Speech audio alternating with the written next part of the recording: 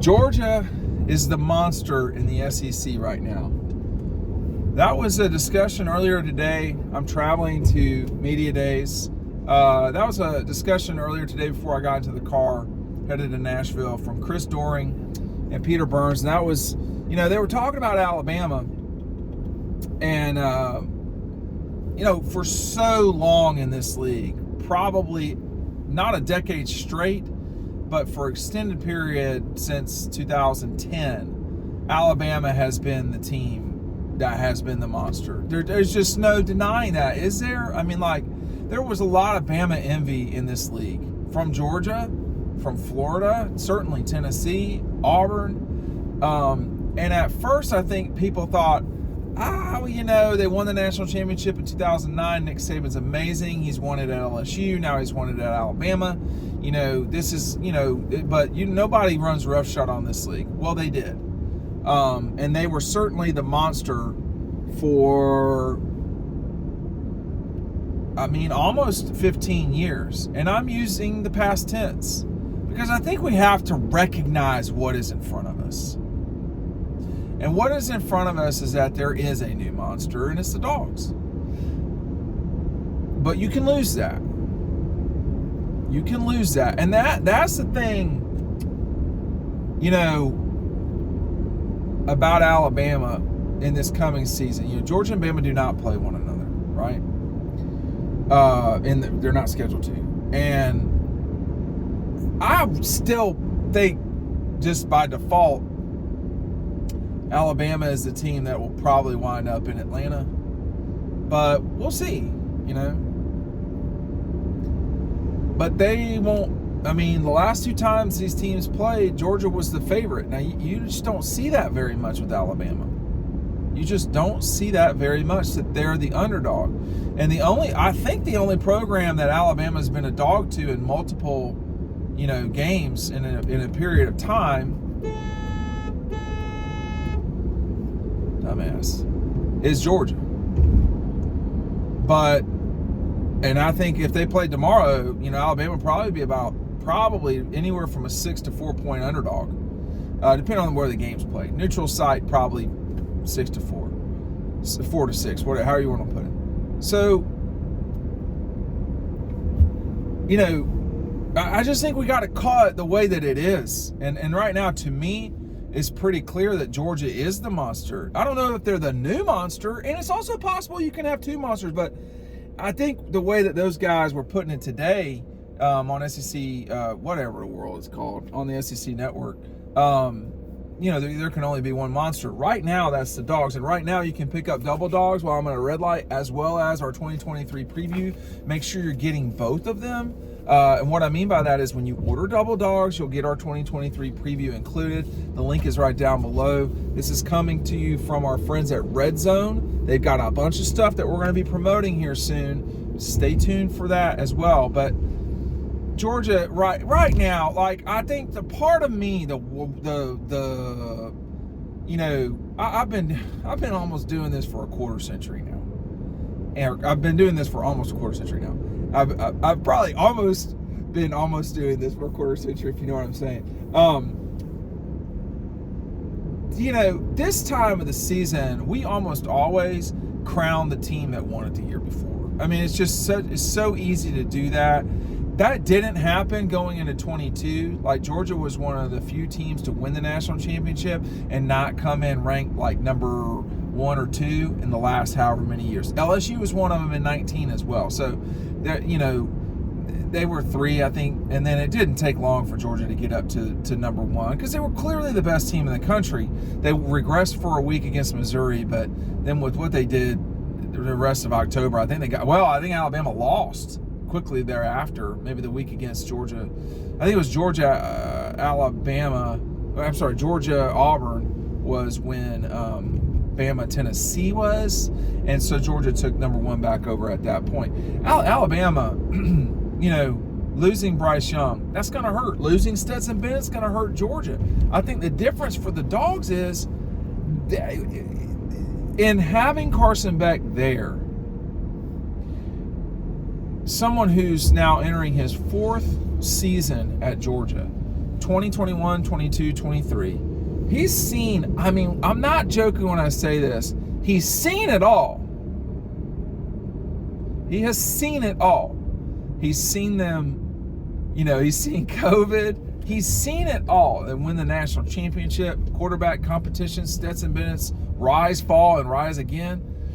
But he's not done it all. And I think that's the challenge for Carson, is to do it.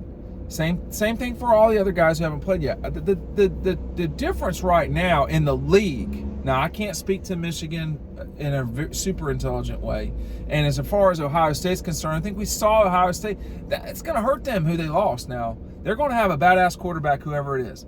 At Alabama, though, the problem at Alabama is we don't know really who the quarterback will be. And the two guys they had, I mean, people that I trust, they say that Bama wasn't real comfortable with either of those guys, that they were going to have to make a decision as to, were they going to roll with the younger guy just to start the season, or stick with the guy who played when Bryce Young got hurt. He's not your typical Alabama quarterback. I mean, he's really a lethal runner, but that's going to be a challenge. Alabama's going to have to figure out those two plus the transfers come in, what they're really doing.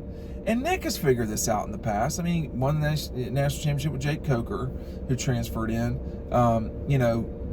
He's had quarterback stuff, Tua and Jalen.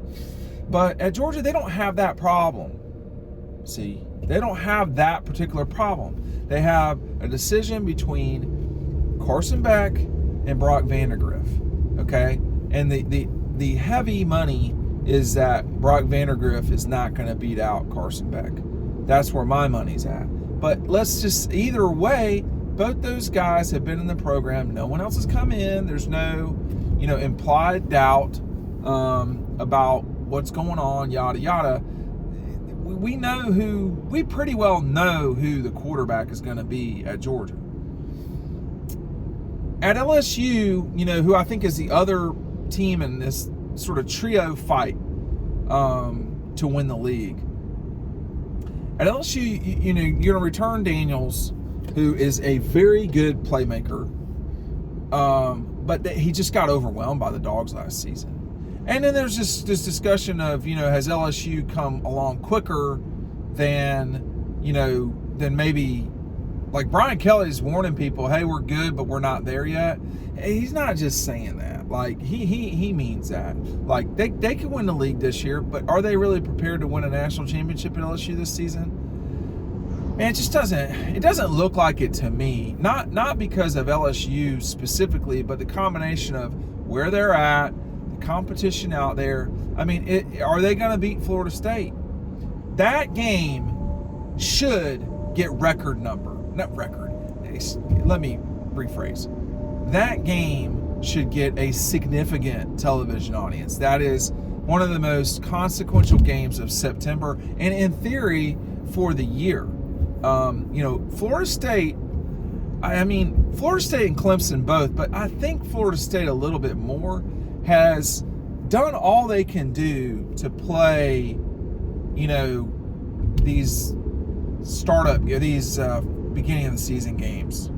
That game with Alabama in 2017, Gary Stokan would argue, the CEO of the Chick-fil-A Peach Bowl and the kickoff game, that Alabama got into the national championship, into the playoff, because they beat Florida State at the start of the season. And that was not a good Florida State team. They fell apart. But what Alabama did to them that day was completely dismantle them. But Florida State playing LSU in back-to-back seasons. This time the game's in Orlando, which is Florida, from what I hear. And that will help, versus playing the game in the damn Superdome. Which is straight up nothing but LSU. So, that game right there will tell us where exactly LSU's at. It's not a must-win for LSU, but boy, it would be a poker chip you could play later in the season if you lose out and don't get. If you go 11-1, you don't win the SEC championship. You know, you're sitting there at 11-2. Florida State's 12-1, and you've beaten them. You know, so that game matters a lot. I would argue it matters a lot, but it doesn't matter that much. I mean, it's kind of strange that you can't. No one game dictates a season. You know, so but that one's a pretty high on the list game for LSU and Florida State for sure. They both have their sort of conference nemesis or nemesi, whatever the plural of nemesis is. You know, Florida State's got Clemson on the road, and then you know, LSU's got to go to Alabama. So but those 3 games between those 4 schools will really dictate a lot in college football. But I think, you know, getting back to the whole discussion at the beginning of the thing, there's not a ton in Georgia's way necessarily. I mean, you got that road trip to Tennessee. That'll be a tough. I mean, I reiterate this. People don't. It's like some people, not everybody. Going to play at Neyland is extremely, extremely difficult, and it doesn't matter if they're really good or not. Well, they're way better than they used to be. I'll just tell you that right now. So that makes it even more challenging for, you know, everybody involved. I think that this Georgia program, this Georgia team, has the capability not just to be a monster for a little bit, but a monster for a while. They're not going to win, you know, 6 straight national championships. That's just too hard to pull off, particularly with the world changing here after this season. But in the next 4 seasons, they will probably win another national championship or 2, because it's too important. They're doing too good of a job. They're they're recruiting too well, and they're developing too well. And honestly, they've got the scent of a winner. They understand how to do it. Alabama understands that too now. Alabama understands that too. Whether anyone else in college football does, I don't know. It seems like Michigan does sometimes, but then they just, you know, they got to break on through, like the Doors would say, Jim Morrison, and just, you know, get to the other side, get to the national championship game. You know, and you look at Ohio State, you know, quit failing against Michigan. You know, everybody's always got something, and there's always some question coming into these seasons. But I think for the Dogs, they are the new monster. There's just not a lot of question about that. I think the question coming into this is, you know, can they go undefeated this season? And can they not lose the wrong game? Kirby Smart's been really good about one thing. He's not lost the wrong game very often. That's got to continue to win the national championship again.